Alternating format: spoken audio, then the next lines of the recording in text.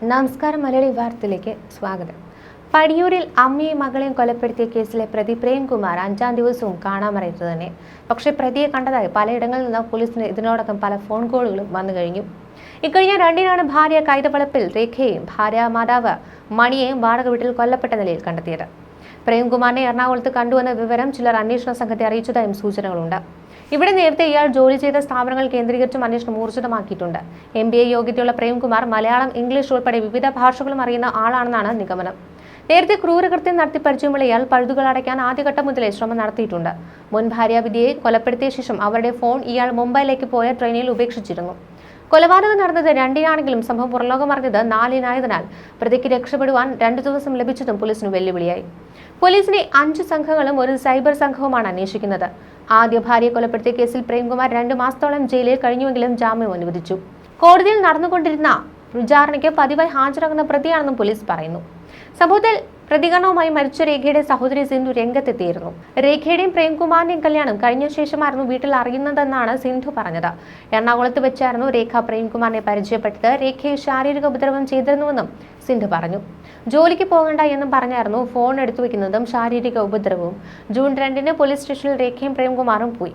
കൗൺസിലിംഗിന്റെ കാര്യം പോലീസ് നിർദ്ദേശിച്ചിരുന്നു. ജൂൺ 2-ന് വൈകുന്നേരം മുതൽ അമ്മയെ ഫോണിൽ വിളിച്ചിട്ട് കിട്ടിയിരുന്നില്ലെന്നും സിന്ധു കൂട്ടിച്ചേർത്തു. പ്രേംകുമാർ ഒരു കൊലക്കേസിലെ പ്രതിയാണെന്ന് അറിഞ്ഞിരുന്നില്ലെന്നും പോലീസ് പറഞ്ഞപ്പോഴാണ് അറിയുന്നതെന്നും സിന്ധു പറയുന്നു. മുൻ ഭാര്യ വിദ്യയെ കൊലപ്പെടുത്തിയ കേസിലെ പ്രതിയാണ് പ്രേംകുമാർ. വിദ്യയെ കൊലപ്പെടുത്തി കാട്ടിനുള്ളിൽ തള്ളിയ കേസിൽ ജയിൽവാസം അനുഭവിച്ച പ്രേംകുമാർ ജാമ്യത്തിൽ ഇറങ്ങിയതാണ്. ഇതിനിടെയാണ് നാടിനെ ഞെട്ടിച്ച് വീണ്ടും ഇരട്ട കൊലപാതകം നടത്തിയത്. ആദ്യ ബന്ധത്തിൽ ഈ മക്കളെ അനാഥരാക്കിയ നികൃഷ്ട ജന്മമായിരുന്നു ഇയാൾ. വിദ്യയുടെ മരണത്തിനും പ്രേംകുമാറിന്റെ ജയിൽവാസത്തിനും അപ്പുറം ഈ കൊലയുടെ യഥാർത്ഥ ഇര ഇവരുടെ ഇളയ മകനാവുകയായിരുന്നു. ഒറ്റ നിമിഷം കൊണ്ട് അച്ഛനും അമ്മയും സഹോദരിയും അവൻ ഇല്ലാതായി. കൊലപാതകം പുറത്തറിയുന്നതിന് മുൻപ് തന്നെ പ്രേംകുമാർ മക്കളെ തിരുവനന്തപുരത്തേക്ക് മാറ്റി. പ്രേംകുമാറിന്റെ സ്വഭാവത്തിൽ പേടി തോന്നിയ 9-ാം ക്ലാസ്സുകാരിയായിരുന്ന മൂത്ത മകൾ സ്കൂൾ കൗൺസിലറോട് പരാതി പറഞ്ഞതോടെ കുട്ടികൾ ചൈൽഡ് വെൽഫെയർ കമ്മിറ്റിയുടെ മുന്നിലെത്തി. കമ്മിറ്റി പ്രേംകുമാറിന്റെ ബന്ധുക്കളെ വിളിച്ചു വരുത്തിയപ്പോൾ അവർ മകളെ മാത്രമാണ് അപ്പോൾ ഏറ്റെടുത്തത്. ബന്ധുക്കൾ കൈയൊഴിഞ്ഞ മകനെ ചൈൽഡ് വെൽഫെയർ കമ്മിറ്റിയെ ഏൽപ്പിച്ച് വിദേശത്തേക്ക് കടക്കാനായിരുന്നു പ്രേംകുമാറിന്റെ നീക്കം. വിദേശത്ത് ജോലിക്ക് പോയി ഉടൻ വരാമെന്ന് മകനെ പറഞ്ഞ് വിശ്വസിപ്പിച്ച് സംരക്ഷണ കേന്ദ്രത്തിലാക്കാൻ വരുന്ന വഴിയായിരുന്നു പോലീസ് പിടിയിലായത്. കൺമുന്നിലുള്ള അച്ഛന്റെ അറസ്റ്റ് ആ കുഞ്ഞു മനസ്സിന് ഇരട്ടി ആഘാതമേൽപ്പിക്കുകയായിരുന്നു. കാമുകിക്കൊപ്പം കഴിയുവാൻ ആദ്യ ഭാര്യ വിദ്യയെ ക്രൂരമായി കൊലപ്പെടുത്തി കാട്ടിൽ ഉപേക്ഷിച്ച കേസിൽ ജാമ്യത്തിലിറങ്ങിയായിരുന്നു 2-ാം ഭാര്യ രേഖയും അമ്മ മണിയെയും പ്രേംകുമാർ കൊലപ്പെടുത്തിയത്. 2019-ലാണ് കാമുകിയായ തിരുവനന്തപുരം വെള്ളറട അഞ്ചുമരംകാല വാരൻവിള സുനിത ബേബിക്കൊപ്പം ചേർന്ന് ആദ്യഭാര്യ ചേർത്തല കഞ്ഞിക്കുഴി പുതിയാമ്പറമ്പ് സ്വദേശിയായ 39-കാരിയായിരുന്ന വിദ്യയെ പ്രേംകുമാർ കൊലപ്പെടുത്തിയത്. 2019-ൽ നടന്ന കൊലപാതകം ഉദയംപേരൂർ വിദ്യാ കൊലക്കേസ് എന്ന പേരിലാണ് വൻ വിവാദമായിരുന്നത്. അന്ന് ഉദയംപേരൂർ നടക്കാവിൽ വാടകയ്ക്ക് താമസിക്കുകയായിരുന്നു പ്രേംകുമാറും ഭാര്യ വിദ്യയും. തിരുവനന്തപുരത്ത് സ്കൂളിൽ ഒന്നിച്ചു പഠിച്ചവരായിരുന്നു പ്രേംകുമാറും സുനിതയും. സ്കൂളിൽ നടത്തിയ റീയൂണിയന് ശേഷം ഇരുവരും അടുപ്പത്തിലായി. തുടർന്ന് സുനിത ഹൈദരാബാദിലെ ജോലി ഒഴിവാക്കി കടയ്ക്കലെ ആശുപത്രിയിൽ ചേർന്നു. പ്രേംകുമാറിന് തിരുവനന്തപുരം പേയുടെ ഓഫീസ് ഉണ്ടായിരുന്നു. അതിനടുത്ത് ഇരുവരും ചേർന്ന് വീട് വാടകയ്ക്ക് എടുത്തു. ഇത് വിദ്യ അറിഞ്ഞതോടെയാണ് ഇവര് ഒഴിവാക്കാനായി തീരുമാനിച്ചത്. തുടർന്ന് സെപ്റ്റംബർ 20-ന് പ്രേംകുമാർ വിദ്യയുടെ ഫോൺ എറണാകുളത്ത് നേത്രാവതി എക്സ്പ്രസ് ട്രെയിനിലെ കുപ്പത്തൊട്ടിയിലിട്ടു. പിന്നീട് ഉണ്ടാകുന്ന അന്വേഷണം വഴിതിരിച്ചു വിടാനായിരുന്നു ഈ ഒരു സിനിമാ തന്ത്രം. പിന്നീട് കഴുത്തിന് അസുഖമുള്ള വിദ്യയെ ഡോക്ടറെ കാണിക്കുവാനെന്ന് പറഞ്ഞ് തിരുവനന്തപുരത്തേക്ക് കൊണ്ടുപോയി. പ്രേമിന്റെ പ്രേരണയിൽ അമിതമായി മദ്യപിച്ച വിദ്യ ബോധം കെട്ടുറങ്ങി. പുലർച്ചെ 2 മണിയോടെ കയർ കഴുത്തിൽ മുറുക്കി കൊലപ്പെടുത്തി. മുകൾ നിലയിലുണ്ടായിരുന്ന സുനിത താഴേക്കിറങ്ങി ഹൃദയമിടിപ്പ് പരിശോധിച്ച് മരണം ഉറപ്പാക്കുകയായിരുന്നു. മൃതദേഹം ശുചിമുറിയിലേക്ക് പിന്നീട് മാറ്റിയിട്ട് രാവിലെ തന്നെ സുനിത പതിവ് പോലെ ജോലിക്ക് പോയി. മൃതദേഹം മറവു ചെയ്യുവാനായി പ്രേംകുമാർ ഒരു സഹപാഠിയുടെ സഹായം തേടിയെങ്കിലും ഇത് കിട്ടിയിരുന്നില്ല. മൃതദേഹം വൈകിട്ട് പ്രേമും സുനിതയും ചേർന്ന് കാറിൽ കൊണ്ടുപോയി. സുനിത പിൻസീറ്റിൽ മൃതദേഹത്തിന്റെ തോളിൽ കൈയിട്ടിരിക്കുന്ന നിലയിലായിരുന്നു. തിരുനെൽവേലി നാഗർകോവിൽ ദേശീയപാതയിൽ രാധാപുരം നോർത്ത് വള്ളിയൂരിൽ ഏർവാടി ഓവർബ്രിഡ്ജിന് സമീപത്തെ കുറ്റിക്കാട്ടിലായിരുന്നു പിന്നീട് മൃതദേഹം ഉപേക്ഷിച്ചത്. ശേഷം വിദ്യയെ കാണാനില്ലെന്ന് സുനിതയ്ക്കൊപ്പം എത്തി ഇയാൾ തന്നെ പോലീസിൽ പരാതി നൽകുകയായിരുന്നു. പക്ഷേ പ്രേംകുമാർ മുൻകൂർ ജാമ്യത്തിന് ശ്രമിച്ചതോടെയാണ് പോലീസിന് സംശയം തോന്നി വിശദമായ അന്വേഷണം നടത്തിയത്. തുടർന്ന് ഒളിവിൽ പോയ പ്രേംകുമാർ തന്റെ മൊബൈൽ ഫോണിൽ നിന്ന് ഉദയംപേരൂർ പോലീസ് സ്റ്റേഷനിലെ പോലീസുകാരന്റെ വാട്സാപ്പിലേക്ക് എനിക്ക് അവിടെ കൊല്ലേണ്ടി വന്നുവെന്ന ശബ്ദ സന്ദേശം അയച്ചു.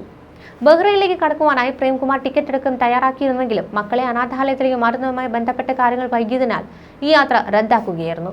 പിന്നീട് മറ്റൊരു ദിവസം കുട്ടികൾക്ക് അഡ്മിഷൻ എടുത്ത ശേഷം ബഹ്റൈനിലേക്ക് പോകാൻ പ്രതി ലക്ഷ്യമിട്ടുവെങ്കിലും അഡ്മിഷൻ എടുക്കുമ്പോൾ അനാഥാലയത്തിൽ നിൽക്കുന്നതിനിടെ പോലീസ് എത്തി പിടികൂടുകയായിരുന്നു. ഹൈദരാബാദിൽ ജോലി ചെയ്തിരുന്ന സഹപാഠി സുനിതയെ സ്കൂൾ റീയൂണിയനിൽ പ്രേംകുമാർ കണ്ട് പ്രണയിക്കുകയും പിന്നീട് ഇവർ ഒരുമിച്ച് ജീവിക്കുവാൻ ലക്ഷ്യമിട്ട് ഈ ഒരു കൊലപാതകം നടത്തുകയുമായിരുന്നു.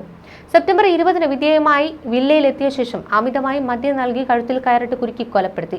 തുടർന്ന് വിദ്യയുടെ മൃതദേഹം കാറിൽ തിരുനെൽവേലിയിൽ എത്തിച്ച് ഉപേക്ഷിക്കുകയായിരുന്നു. പ്രേംകുമാർ മുൻകൂർ ജാമ്യത്തിന് ശ്രമിച്ചതോടെയാണ് പോലീസ് വിശദമായ അന്വേഷണം നടത്തിയതും ഇരുവരും പിടിയിലായതും. 2019 സെപ്റ്റംബർ 23-നാണ് ഭാര്യയെ കാണാനില്ലെന്ന പരാതിയുമായി പ്രേംകുമാർ ഉദയംപേരൂർ സ്റ്റേഷനിൽ എത്തിയത്. അന്ന് കണ്ടനാട് പള്ളിയിൽ തർക്കം നടക്കുന്നതിനാൽ അഡീഷണൽ കമ്മീഷണറും DCPയും ഉൾപ്പെടെയുള്ള ഉന്നത പോലീസ് സംഘം സ്റ്റേഷനിൽ ഉണ്ടായിരുന്നു. CIM സംഘവും പള്ളിയിലെത്തി.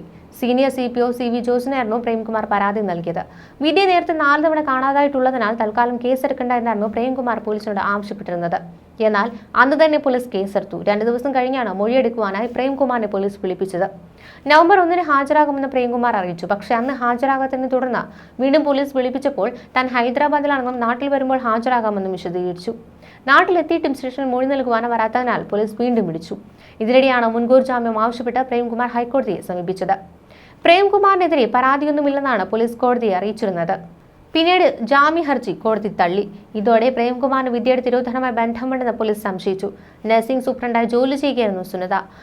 ജീവിതത്തിലേക്ക് വന്നതോടെ വിദ്യ എങ്ങനെയെങ്കിലും ഒഴിവാക്കാനായിരുന്നു പ്രേംകുമാർ തക്കം പാർത്തിരുന്നത്. വിദ്യയ്ക്ക് മുമ്പ് ഒരു വാഹനാപകടത്തിൽ പരിക്കേറ്റു. വിദ്യയ്ക്ക് അന്ന് കഴുത്തിനായിരുന്നു പരിക്കേറ്റിരുന്നത്. ആയുർവേദ ചികിത്സയിലൂടെ കഴുത്തിനേറ്റ പരിക്ക് സുഖപ്പെടുത്താമെന്ന് തെറ്റിദ്ധരിപ്പിച്ചായിരുന്നു പ്രേംകുമാർ വിദ്യയെ തിരുവനന്തപുരത്ത് എത്തിച്ചത്. തിരുവനന്തപുരത്ത് പേയാട് ഗ്രേസ് എന്ന പേരുള്ള വില്ല സുനിത നേരത്തെ തന്നെ വാടകയ്ക്ക് എടുത്തു. ഇവിടെ വച്ചായിരുന്നു ഇരുവരും ചേർന്ന് വിദ്യയെ കൊലപ്പെടുത്തിയ ശേഷം മൃതദേഹം വാഹനത്തിൽ കയറ്റി തിരുനെൽവേലിയിൽ കൊണ്ടുപോയി ഉപേക്ഷിച്ചത്.